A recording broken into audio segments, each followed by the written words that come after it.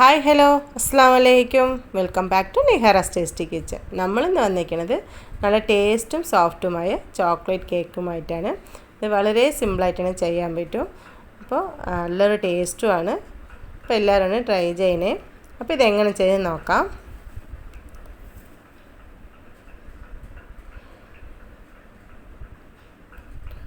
ആദ്യം നമുക്ക് അരക്കപ്പ് പഞ്ചസാര പൊടിച്ചെടുക്കാം.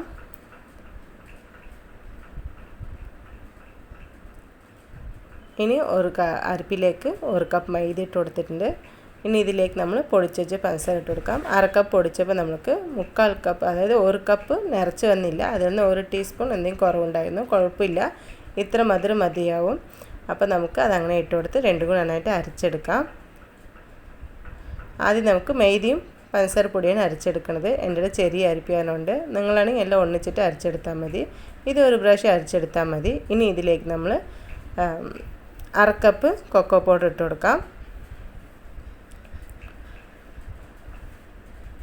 അതിനുശേഷം 1 ടീസ്പൂൺ ബേക്കിംഗ് പൗഡറും 1/2 ടീസ്പൂൺ ബേക്കിംഗ് സോഡയും ഇനി 1/4 ടീസ്പൂൺ ഉപ്പും കൂടി ഇട്ട് കൊടുത്ത ശേഷം നമുക്ക് നന്നായിട്ട് അരച്ചെടുക്കാം. ഇത് നമ്മൾ സാധാ കേക്ക് ചെയ്യുന്ന പോലെ തന്നെ എല്ലാ ഇൻഗ്രീഡിയൻസ് ഇതുപോലെ ഇട്ട് കൊടുത്താൽ മതി. പക്ഷേ 3 പ്രാവശ്യം അരച്ചെടുക്കണമെന്നില്ല, ഒരേ ഒരു പ്രാവശ്യം നമുക്ക് അരച്ചെടുത്താൽ മതി. അങ്ങനെ കട്ടയൊക്കെ ഉണ്ടെങ്കിൽ നമുക്ക് ഈ സ്പൂണും കൊണ്ട് നമുക്ക് ഉടച്ചു കൊടുത്താൽ മതി. ഇനി നമുക്ക് ഒരു വിസ്കും കൊണ്ട് എല്ലാം കൂടി മിക്സ് ചെയ്തെടുക്കാം.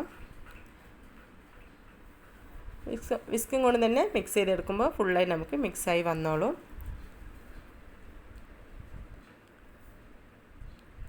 നമ്മൾ സാധാ കേക്കൊക്കെ ചെയ്യുകയാണെങ്കിൽ 2-3 പ്രാവശ്യമായിട്ട് അരച്ചെടുക്കുമ്പോൾ തന്നെ നല്ല സ്മൂത്തായിട്ട് വരുള്ളൂ. അപ്പോൾ നമ്മൾ ചോക്ലേറ്റ് കേക്ക് ആയതുകൊണ്ട് ഇങ്ങനെ നമുക്ക് മിക്സ് ചെയ്തെടുത്താൽ മതി. പക്ഷേ എല്ലാം മിക്സായി വരുന്നവർ നമുക്ക് മിക്സ് ചെയ്തെടുക്കണം.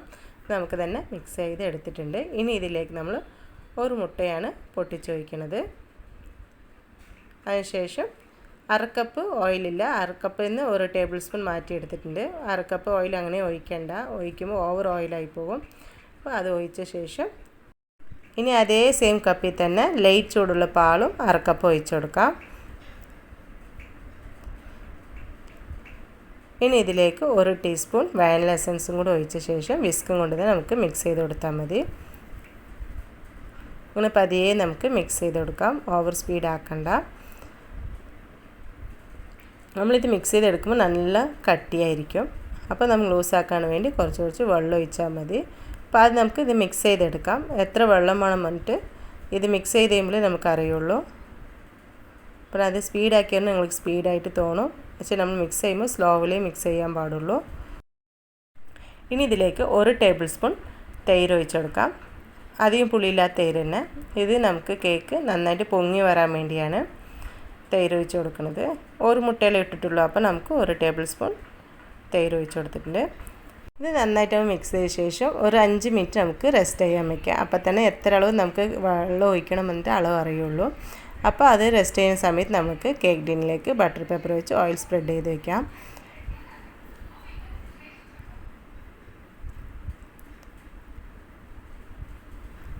അങ്ങനെയല്ല നമുക്ക് കേക്ക് ടിൻ റെഡിയാക്കി വെച്ചു.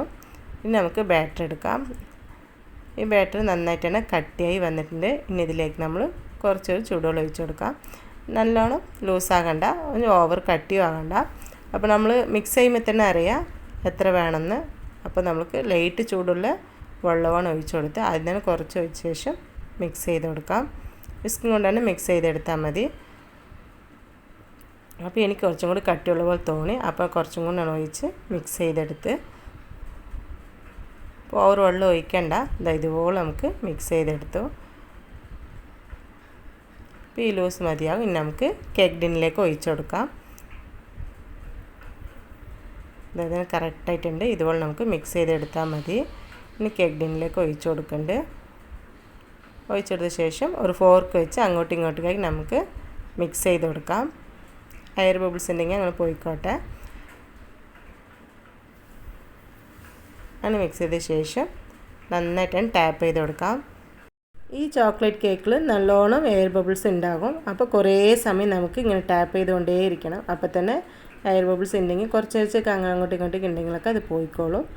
ഇനി നമ്മൾ ഇതിലേക്ക് കുറച്ച് ചോക്കോ ചിപ്സ് ഇട്ട് കൊടുക്കാം. ചോക്കോ ചിപ്സ് അങ്ങനെ തന്നെ ഇട്ട് കൊടുക്കണ്ട. കുറച്ച് മൈദയിലേക്ക് ചോക്കോ ചിപ്സ് മിക്സ് ചെയ്തിട്ട് ഇട്ട് കൊടുത്താൽ മതി. അപ്പോൾ നമ്മളിടുന്ന ചോക്കോ ചിപ്സ് ഏറ്റവും മുകളിൽ തന്നെ ഉണ്ടാവും, അടിയിൽ പോയി നിൽക്കില്ല. അപ്പോൾ പിള്ളേരിങ്ങനെ മുറിച്ച് കഴിക്കുമ്പോൾ നല്ലൊരു ടേസ്റ്റ് ഉണ്ടാവും, അതിന് വേണ്ടിയാണിത്. അപ്പോൾ നമ്മൾ ഇട്ട് കൊടുക്കുമ്പോൾ അരച്ചിട്ട് കൊടുക്കാം. നമ്മൾ ഡ്രൈ ഇൻഗ്രീഡിയൻസ് അരപ്പിൽ തന്നെ ഇതും കൂടി അരച്ചിട്ട് കൊടുക്കാം. അപ്പോൾ നമുക്ക് ചോക്കോ ചിപ്സ് മാത്രം കിട്ടും, മൈദ ഉണ്ടായില്ല. അപ്പോൾ അതും കൂടി നമുക്ക് മേലാകെ ഇട്ട് കൊടുക്കാം. ഇട്ട ശേഷം നമുക്ക് ഓവൻ സെറ്റപ്പിലേക്ക് ഇറക്കി വെച്ച് കൊടുക്കാം. അപ്പോൾ ഞാനിത് റെഡിയാക്കുന്ന മുമ്പ് ഓവൻ സെറ്റപ്പ് റെഡിയാക്കി വെച്ചിട്ടുണ്ടായിരുന്നു. ബിരിയാണി പോട്ട് വെച്ച് അതിൽ സ്റ്റാൻഡ് വെച്ച് ഒരു 10 മിനിറ്റ് ഫ്രീ ഹീറ്റാക്കി വെച്ചിട്ടുണ്ടായിരുന്നു. അതിലേക്ക് ഇറക്കി കൊടുക്കാം.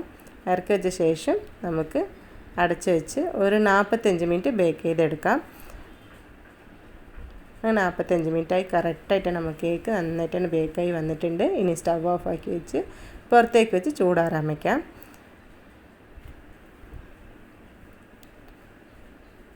അങ്ങനെ ചൂടായ ശേഷം നമുക്കിങ്ങനെ ഒരു പാത്രത്തിലേക്ക് മറിച്ചിട്ട് കൊടുത്ത ശേഷം നമുക്കത് ബട്ടർ പേപ്പറൊക്കെ എടുത്ത് കളയാം. അങ്ങനെ കറക്റ്റായിട്ട് പൊങ്ങി വന്നിട്ടുണ്ടായിരുന്നു.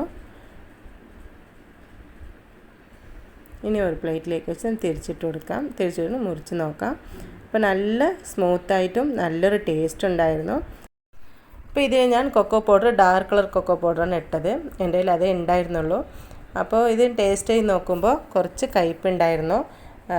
അപ്പോൾ നിങ്ങൾ കൊക്കോ പൗഡർ ഡാർക്ക് ഇടുകയാണെങ്കിൽ 1/2 കപ്പ് ഇടണ്ട, അതിൽ നിന്ന് 1 ടേബിൾ സ്പൂൺ മാറ്റിയിട്ട് ഇട്ട് കൊടുത്താൽ മതി. അപ്പോൾ നല്ലൊരു ടേസ്റ്റ് ഉണ്ടാവും. ഇല്ലെങ്കിൽ പഞ്ചസാര നമ്മൾ 1/2 കപ്പ് ഇട്ടത് പകരം 3/4 കപ്പ് ഇട്ട് ചെയ്യുകയാണെങ്കിൽ ഈ കയ്പ്പിന് കറക്റ്റ് മധുരമായിരിക്കും. അപ്പോൾ അത് മാത്രം ശ്രദ്ധിച്ചാൽ മതി. പിന്നെ നമ്മൾ ഓയിൽ ഒഴിച്ചെന്ന് എല്ലാം കൂടി കറക്റ്റായിട്ട് ഉണ്ടായിരുന്നു, നല്ല സ്മൂത്ത് ഉണ്ടായിരുന്നു. അതേപോലെ ഇത് കഴിക്കുമ്പോൾ அந்த ചോക്കോ ചിപ്സിൻ്റെ ടേസ്റ്റും നന്നായിട്ടുണ്ടായിരുന്നു. അപ്പോൾ എല്ലാവരും ട്രൈ ചെയ്യുക. ഇഷ്ടപ്പെട്ടാൽ ലൈക്ക് ചെയ്യാനും ഷെയർ ചെയ്യാനും കമൻറ്റ് കൊടുക്കും മറക്കല്ലേ. ഇൻഷാ അല്ലാഹ് അടുത്ത പുതിയ വീഡിയോയുമായി വരാം. Thanks for watching.